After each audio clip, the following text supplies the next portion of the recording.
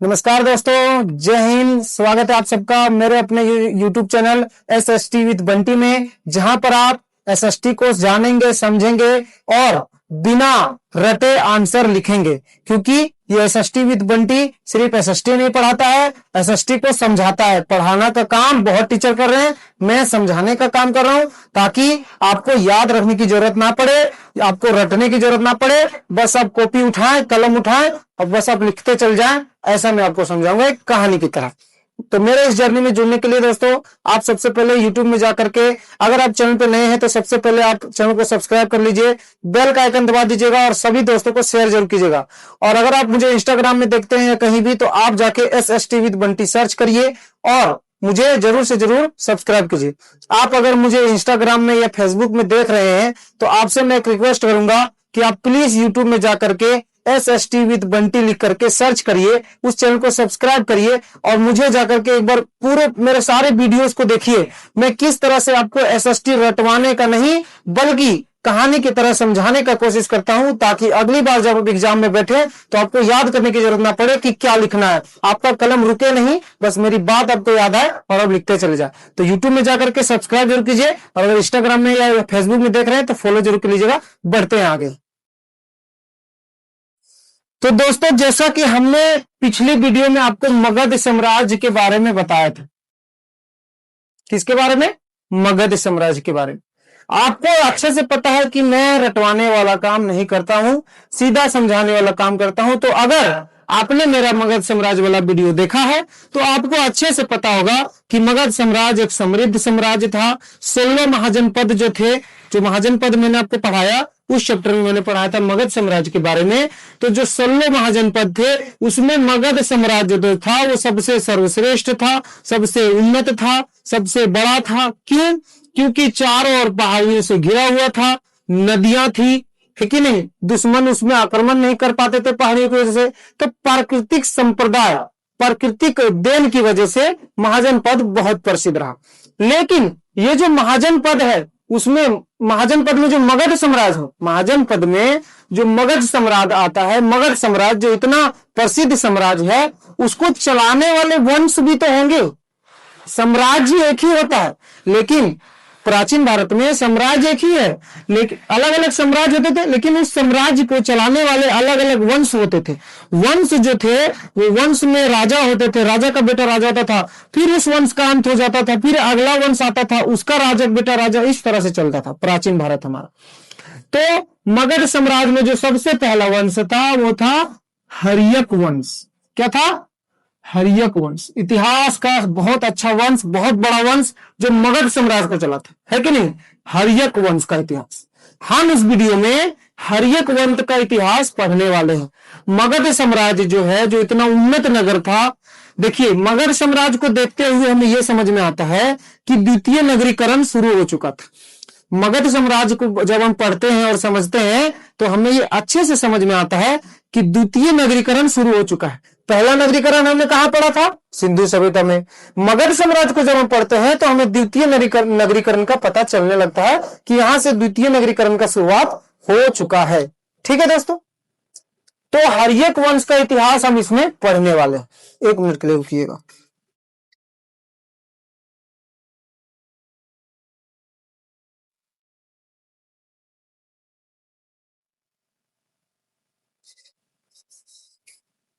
क्या है ना दोस्तों कि मैं चेक कर रहा था कि कैमरा मेरा चालू है या नहीं, कहीं ऐसा ना हो कि मैं बहुत देर तक बोलता रह जाए और कैमरा बंद रह जाए, क्योंकि कई बार ऐसा हो चुका है मेरे साथ। तो कैमरा मेरा ऑन है, ठीक है।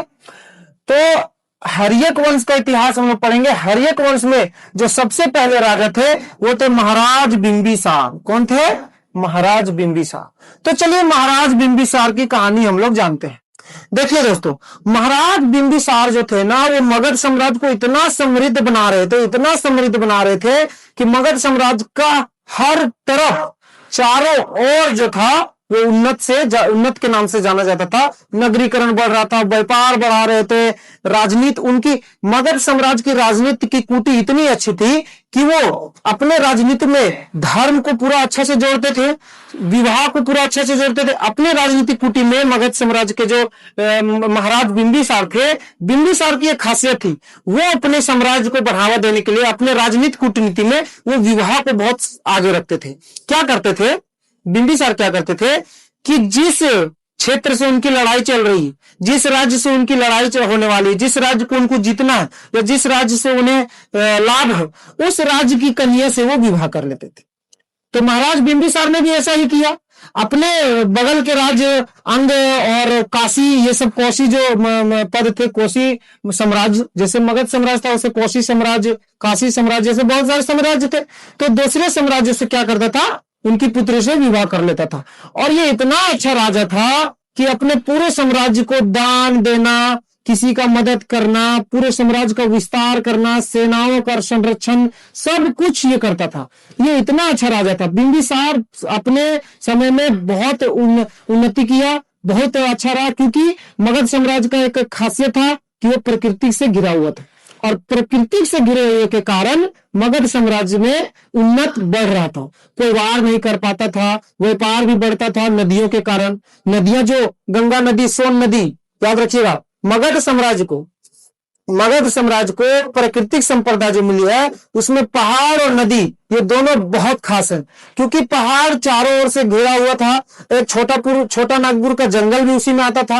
एक साइड तो छोटा नागपुर के जंगल से घिरा रहता था और चारों ओर पहाड़ से। दूसरी बात, नदियां, गंगा नदी, सोन नदी, ये सब सहायक नदी थी। ये सब क्या करती थी, उसमें व्यापार में मदद करती थी। अंतरराष्ट्रीय व्यापार उसमें उसी के सहारे हुआ करता था। इसके वजह से मगध साम्राज्य बहुत उन्नत किया, लेकिन उसमें महाराज बिंबिसार का बहुत बड़ा हाथ रहा।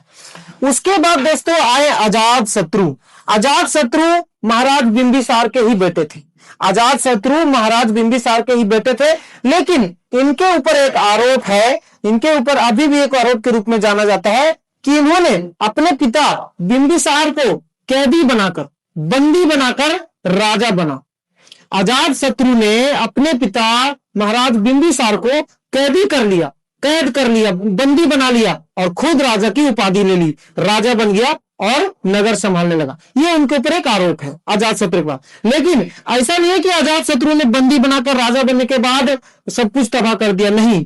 इसने बहुत सारे नई टेक्नोलॉजी, नई नीति लाई, नए युद्ध हथियार, युद्ध के लिए नए हथियार ये लाता था। जैसे कि आपने बाहुबली फिल्म देखा होगा। अगर आपने बाहुबली फिल्म देखा हुआ है तो बाहुबली फिल्म में आपने देखा होगा कि कैसे एक बड़ा सा पत्थर जो होता है उसको एक बड़े से तीर, गुलेल जैसे से तीर के छोड़ा जाता है, उस बड़े बड़े पत्थरों से जाके एक साथ कई सारे लोग मर जाते हैं। तो ये जो अजात शत्रु था, ये यही युद्ध की नीति लाता था, ये यही युद्ध वाला हथियार लाया था अपने समय में। बड़ा बड़ा पत्थर खींच के जाता था और सब दुश्मनों पे गिरा देता था, बहुत सारे एक साथ में कुचले जाते थे। आपने बाहुबली में यह भी देखा होगा कि कैसे जो एक वो होता है ना, क्या नाम है उसका, यार नाम नहीं आ रहा है, भल्लाल देव।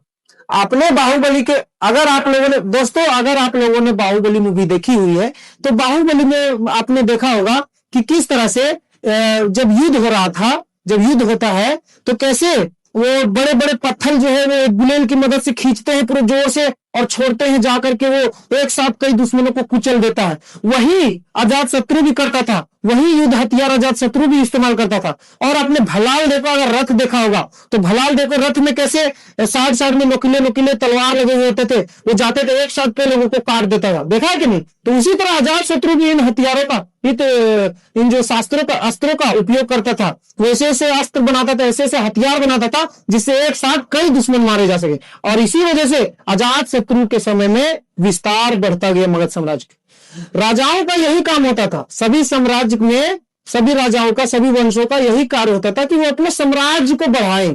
अभी चीन भी वही कर रहा है।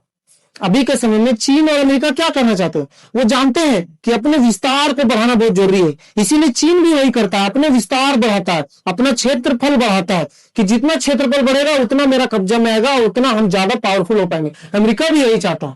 तो बड़े बड़े जो राजनीति होता है ना, वो यही सब चाहते हैं कि विस्तार बढ़े। क्यों? क्योंकि राजा महाराजा के समय से देखा गया है कि विस्तार बढ़ाने के लिए किस हद तक जाया जाता था। अपना तो समृद्ध है सब कुछ, अपना देश बहुत अच्छा है, मगध साम्राज्य बहुत उन्नत था, लेकिन अपना विस्तार बढ़ाने के लिए कैसे नए नए हथियारों का प्रयोग करता था अजातशत्रु। और इस तरह से अजातशत्रु ने बहुत ही उन्नत दिया, बहुत ही व्यापार बढ़ा, बहुत ही मगध साम्राज्य का जो विस्तार बढ़ा, भूमि विस्तार बढ़ा, और मगध साम्राज्य का नाम हमेशा बना रहा। फिर जब अजातशत्रु का अंत हो गया, अजातशत्रु की जब मृत्यु हो गई, ये वृद्ध हो गए, ये जब अब नहीं संभाल सकते थे, तब इनके बेटे उदयन ने ये भार संभाला। अजातशत्रु का पुत्र कौन था? उदयन। देखिए आज के बाद क्या अभी कभी आप भूल पाएंगे हर्यक वंश को? जब आप ये मेरा पूरा वीडियो देखेंगे हर्यक वंश वाला, तो क्या दोस्तों, अगर आप मेरा ये हर्यक वंश वाला पूरा वीडियो देख लीजिएगा, तो क्या आप कभी हर्यक वंश भूल पाइएगा? कितना अच्छा से मैं समझा रहा हूं कि हर्यक वंश में सबसे पहले महाराज बिंबिसार, इनने क्या क्या किया आप अच्छा से लिख सकते हैं। अजातशत्रु के बारे में इतना अच्छा से बता रहा हूं, अजातशत्रु ने क्या क्या किया, कैसे नए हथियार लाए, ये भी लिख सकते हैं। उनके बेटे उदयन थे, उदयन ने और क्या क्या किया, कैसे पाटलिपुत्र को की स्थापना की, लेकिन किस तरह से मैंने इतने अच्छे से समझाया हर्यक वंश को, आप कभी नहीं भूलेंगे, आराम से लिख पाएंगे। अगर आपके क्वेश्चन में आ जाता है कि हर्यक वंश के बारे में लिखिए, है कि नहीं?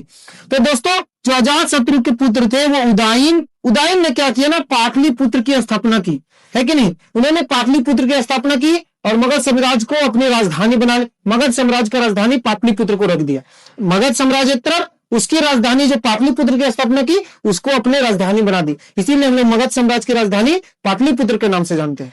हम लोग अभी भी जो मगध साम्राज्य की राजधानी, जो हम लोग पढ़ते हैं ना कि मगध साम्राज्य की राजधानी पाटलिपुत्र थी, वो पाटलिपुत्र ऐसे ही नहीं थी। पाटलिपुत्र की स्थापना महाराज उदयन ने की थी, जो कि अजातशत्रु के पुत्र थे और बिंबिसार के पोते थे। अजातशत्रु के पुत्र और बिंबिसार के पोते उदयन ने पाटलिपुत्र की स्थापना की और मगध साम्राज्य को मगध साम्राज्य की राजधानी पाटलिपुत्र को बना दिया। और उन्होंने भी बहुत ही अच्छा, ये ऐसे नहीं कि सिर्फ युद्ध में, ये धर्म नीति को भी बहुत अच्छे से मानते थे, बौद्ध धर्म को मानते थे, जैन धर्म को मानते थे, है कि नहीं? ये लोग भी बौद्ध धर्म को मानते थे, इनके बिंबिसार पिता भी जैन धर्म को मानते थे। तो ये लोग जैन धर्म बौद्ध धर्म में बहुत अच्छा विश्वास रखते थे, बहुत मानते थे, उनकी सेवा, बौद्ध सेवा भी किया करते थे। हर्यक वंश जो था वो किस धर्म से रिलेटेड था? तो बौद्ध धर्म और जैन धर्म लिख सकते थे। हर्यक वंश जो है वो बौद्ध धर्म एवं जैन धर्म से रिलेटेड थे, क्योंकि तीनों हर्यक वंश की तीनों पीढ़ी बौद्ध धर्म और जैन धर्म से रिलेटेड थी। और दोस्तों आपको मैं अगले वीडियो में जैन धर्म और बौद्ध धर्म के बारे में जरूर बताना चाहूंगा। तो दोस्तों उदयन जो था वो पाटलिपुत्र का स्थापना किया, और ऐसा नहीं कि सिर्फ लड़ाई झगड़ा, ये धर्म में भी बता देता, पूजा पाठ यज्ञ, जैसा कि मैंने आपको बताया है कि ऋग्वेद से यज्ञ वगैरह आए, तो देखिए महाराज लोग वही तो करते थे, बड़े बड़े पूजा, बड़े बड़े पाठ, है ना, बड़ा बड़ा यज्ञ करते थे ये लोग अपने साम्राज्य विस्तार को बढ़ाने के लिए। अभी के समय में अगर आप देखेंगे तो मोदी जी, हमारे प्रधानमंत्री श्री नरेंद्र मोदी जी जो बड़े बड़े यज्ञ करवाते हैं, बड़ी बड़ी पूजा आरती, ये सब क्यों करवाते हैं? आपने कभी सोचा है? क्योंकि वो हिस्ट्री को समझते हैं, वो हिस्ट्री में देखते आए हैं कि कैसे सभी वंश अपने साम्राज्य को बढ़ाने के लिए, अपना राजपाट बढ़ाने के लिए धर्म को लेकर चलते थे, बड़े बड़े यज्ञ करवाते थे, पूजा करवाते थे। अभी मोदी जी क्या कर रहे हैं, मोदी जी किस तरह से राजनीति करते हैं ये मुझे नहीं पता, लेकिन मोदी जी ये जो बड़े बड़े पूजा करते हैं अभी के समय में, देखिए दोस्तों मोदी जी कैसे राजनीति करते हैं, क्यों इतना उन पर आरोप लग रहा है, क्यों उनको ऐसा बोला जाता है कि मोदी जी अच्छा नहीं करते हैं, ये सब में नहीं पता, लेकिन इतना जरूर पता है कि जो मोदी जी बड़े बड़े पूजा करते हैं, बड़े बड़े यज्ञ करवाते हैं, घूमते हैं, भ्रमण करते हैं, उसका कारण यह है कि वो हिस्ट्री को समझते हैं। हिस्ट्री में उन्होंने देखा है कि कैसे हर्यक वंश जैसे बड़े बड़े वंश अपने मगध साम्राज्य को बढ़ावा देने के लिए, विस्तार करने के लिए वो ऐसे ऐसे धर्म को लेकर चलते थे, पूजा पाठ यज्ञ सब कुछ करवाते थे। क्योंकि ये वंश भी, इसी तरह और भी वंश भी, सभी पुराने समय में राजा महाराजा भी यही करते थे, धर्म को लेकर चलते थे, धर्म नीति और बड़े बड़े पूजा पाठ यज्ञ करवाया करते थे, जिससे कि उनका साम्राज्य का विस्तार बढ़े, और वही मोदी जी भी फॉलो करते हैं। इतना तो मुझे समझ में आता। ठीक है दोस्तों, तो ये था मगध साम्राज्य में हर्यक वंश का इतिहास। ये क्या था? मगध साम्राज्य में हर्यक वंश का इतिहास था। ये आप आज के बाद हर्यक वंश कभी नहीं भूल पाएंगे। तो हर्यक वंश में राजा बिंबिसार, उनके बेटे अजातशत्रु, उनके बेटे उदयन, और आखिर कैसे इनका, जब देखिए दोस्तों हुआ क्या, जब उदयन का भी खत्म हो गया राजपाट, तो उसके बाद हर्यक वंश का पतन हो गया, कूटनीति आने लगी, ठीक से राज्य नहीं चल पाने लगा। तो अगले वीडियो में हम लोग ये सब जानेंगे। देखिए दोस्तों, जब हर्यक वंश उदयन के बाद जितने भी 3 राजा 4 राजा बने थे, ठीक है, तो जितने भी 3-4 राजा लगातार बने, उनमें क्या आ गया, उनमें लालच आ